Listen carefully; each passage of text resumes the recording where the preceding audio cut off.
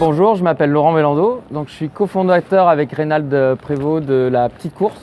Donc la Petite Course, c'est un critérium urbain à pignon fixe. C'est la première fois que ce type de course a lieu dans Paris.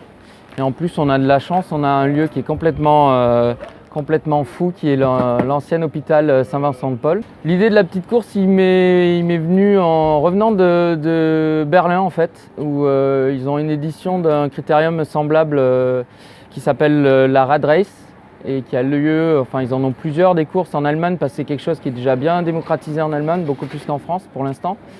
Et en fait, j'ai écrit un livre moi l'année dernière qui s'appelle Vélos urbains, qui est sur le thème des vélos de ville. Et donc avec ce livre, j'ai parcouru un petit peu, je suis allé à Londres pour le Red Hook, qui est un autre événement très célèbre.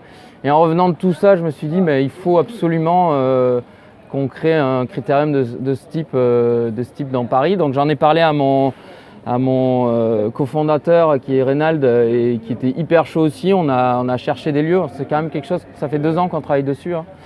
Et ensuite l'équipe a grossi, notamment avec Justine, avec Yvonne. Et aujourd'hui on a super lieu, on a plein de coureurs parce que vraiment le concept a plu de suite. Les critériums ça existe depuis toujours en fait. Mais ce type de critérium avec un vélo à pignon fixe, c'est très particulier parce que ces vélos, leur particularité, c'est qu'ils n'ont pas de frein, ils n'ont pas de vitesse et ils n'ont pas de roue libre. Donc, c'est-à-dire c'est exactement les mêmes vélos qu'il y a sur les vélodromes. Ce sont les tout premiers vélos qui avaient la forme d'un vélo, quoi. C'est-à-dire qu'il y a 100 ans, les vélos étaient comme ça. Entre-temps, on a eu plein d'inventions, la roue libre, les vitesses, les freins. Mais on est revenu tardivement sur ce type de vélo grâce aux coursiers. D'ailleurs, je fais un petit clin d'œil, il y a les championnats du monde de coursiers qui sont, ils ont un petit stand là sur l'événement, c'est cool. Et donc ce type de vélo est revenu via les coursiers. Donc du coup, la pratique du pignon fixe dans la ville a créé le tout premier critérium de ce type à Brooklyn qui s'appelle le Red Hook. En 2008, donc c'est quand même une pratique qui est très récente. Aujourd'hui ça va se passer, c'est un format un peu particulier, en fait il n'y a pas beaucoup de critériums qui ont le même format. Il y a le format du Red Hook qui lui fait un peu étalon si vous voulez, mais sur un type de circuit comme on a nous, c'est un circuit de 600 mètres, vraiment très urbain, c'est-à-dire que les allées sont très étroites, ça reste quand même assez rapide. Donc c'est un système de qualification par tour, c'est-à-dire que c'est des tours de 8 coureurs qui s'enchaînent. Les 3 premiers de chaque tour est qualifié. Il y a quand même un repêchage pour ceux qui n'ont pas eu la chance de se qualifier. Et ensuite, le critérium final. Aujourd'hui, combien vous attendez de coureurs Alors, chez les hommes, il y a 144 spots et je crois qu'on a 128 participants confirmés pour l'instant. 129 même. 129 participants, ouais, mais il y a des abandons. Ah oui, c'est vrai. Donc voilà, on va être à peu près 130, ça fait 7 personnes par poule. Donc ce qui est très bien, parce que comme vous pouvez voir, c'est quand même assez étroit. Et voilà, c'est cool. On a 18 filles. Oui, voilà, j'allais dire chez les Ah filles. bah voilà, c'est Justine qui s'occupe des dossards, donc elle 18 filles. Non, en fait, je pense qu'on est à 13. D'accord. Ouais, Okay. à peu près, hein? 12. Filles? Ouais. 13. Non, 16 filles. D'accord. Ouais. Voilà. Et est-ce qu'il y a aujourd'hui des ambassadeurs un petit peu, c'est-à-dire des gens qui sont spécialisés dans leur pays de cette discipline? Ah ouais, carrément. Et d'ailleurs, on en a quelques-uns qui ont pu venir. Il y en a d'autres qui sont restés coincés à cause des grèves, malheureusement. Mais il y a effectivement des très bons coureurs. En France, on a des très bons coureurs, notamment Tobias Wallace qui va être là aujourd'hui, Olivier Lefebvre qui va être là aujourd'hui.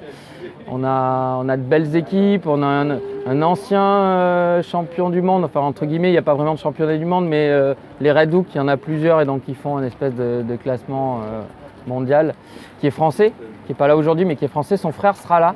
Il y a aussi des coureurs pro de plus en plus de route qui viennent participer à ce type de course. On a quand même un champion du monde junior de Kering, Charlie Connor qui va être là, et on a un champion de France de fond qui est là, qui s'est inscrit hier, j'ai oublié son nom. Bref, on a aussi c'est transdisciplinaire. En fait, c'est très spectacle ce genre de course parce que le public peut assister, voir passer les tours. C'est quand même c'est de la bataille. Et donc du coup, pour les coureurs pros, c'est aussi un divertissement en fait. Puis, Oui. Si je peux me permettre, je pense que pour les pros de la route aussi, ce genre de compétition-là, c'est une ambiance vraiment différente de l'ambiance de la route. C'est plus relax, c'est plus festif. Puis je pense que c'est apprécié par les coureurs de la route aussi. D'accord. Et l'intérêt, j'imagine, du coup, c'est qu'il y a vraiment des niveaux qui sont voilà, du plus haut au plus amateur ou au plus... Ah ouais, ce qui est génial aussi, c'est qu'il n'y a pas... Voilà, c'est ouvert à tous. Ouais. C'est vraiment, il suffit d'avoir le vélo et s'inscrire, tout le monde peut participer. C'est pour ça qu'on a plein de copains qui viennent. Et puis comme c'est des systèmes de poules, on s'encourage tous entre les courses, ça fait un beau spectacle.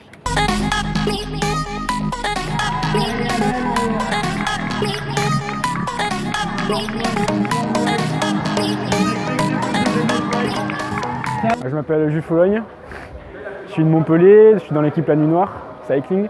Et ça fait maintenant un an et demi que je fais du vélo. Je suis en fac de sport à Montpellier, en spécialité triathlon. D'accord. Voilà. Et donc, comment tu as découvert le fixie J'ai découvert le fixie en faisant du vélo en ville. Et mon grand frère aussi qui en faisait. Et après, j'ai intégré l'équipe il y a un an à peu près. D'accord. Donc tu l'utilises toi pour tes trajets sur Montpellier au Trajet et pour faire de la route aussi. D'accord. Et du coup, pour toi, c'est quoi la particularité de ce vélo? Qu'est-ce qui te... Ouais, c'est un vélo à sensation. Donc c'est pas du tout pareil qu'un vélo de route, il n'y a pas de frein, du coup il faut toujours être concentré. On est emporté par les pédales et c'est là où il y a la bonne sensation du vélo, quoi. Et tout à l'heure, tu me disais que tu as déjà fait plusieurs courses ouais. en France de fixie. En France et à l'étranger aussi. D'accord, est-ce que tu peux nous en parler un petit peu? Ouais, bah, j'ai fait les Redouks, donc Londres, Milan et Barcelone. Et après j'ai fait en France, j'ai fait le NMC, j'ai fait Mont-de-Marsan et là cette année je fais la petite course. Le parcours d'aujourd'hui, tu l'as un peu étudié Ouais, c'est petit virage très court, le terrain est très étroit. Donc ouais, ça va être compliqué, je pense qu'il va y avoir quelques chutes, mais non, ça va être une belle course. Moi, c'est Alexandre Saltani, je suis coursier depuis un an.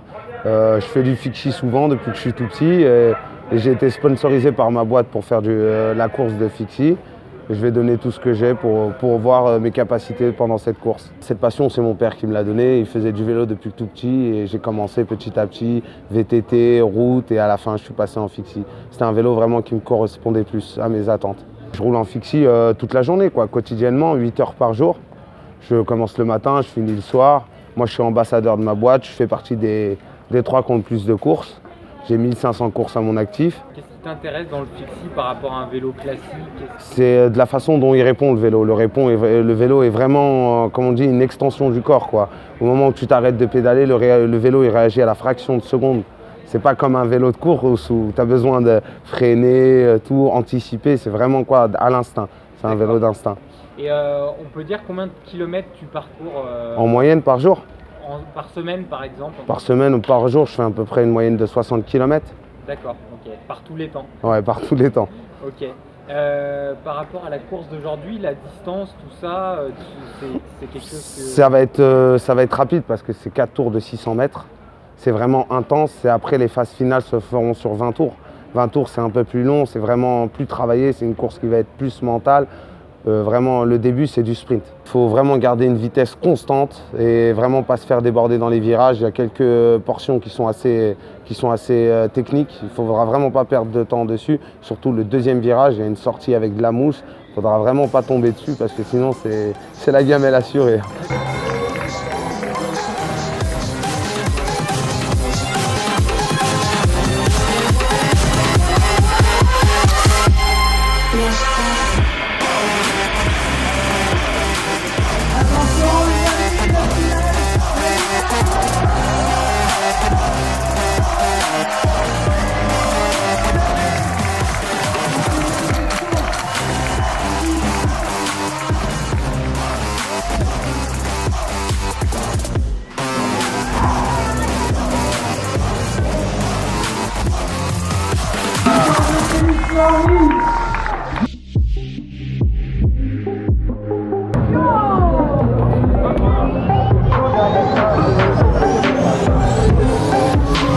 C'était chaud parce qu'Olivier n'a rien lâché.